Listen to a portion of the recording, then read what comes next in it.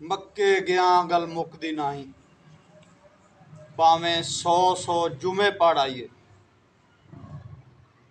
गंगा गया गल मुकदी नहीं, भावें 100 गोते खाइए। गया गया गल मुकदी नहीं, भावें 100 पंड बन आइए।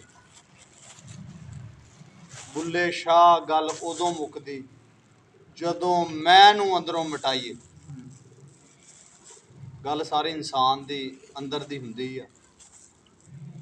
जदों बंदा अंदरों सारे मामलात नूं खत्म करदा गल फिर लैन ते चढ़दी है। उस तो पहला बंदा जो मर्जी करे, जिड्डा भी बंदा वादगुजार होवे, जो भी होवे, जदों तक बंदे दी अंदर दी पलीती नहीं ना जाती, बंदा अपने सीधे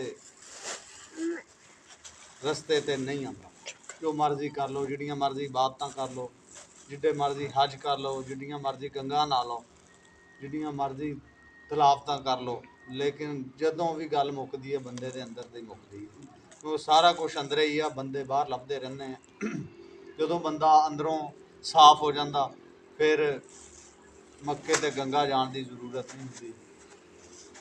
फिर सारा कुछ घरे बंदे दा चल जाता, अपने घर दे विच ही सारा सिस्टम चल जाता। लेकिन जदों बंदा अंदरों पलीत रहे, फिर बंदा जिथे जिथे दिल आ फिरदा रहे, गल उत्थे दी उत्थे ही रहे।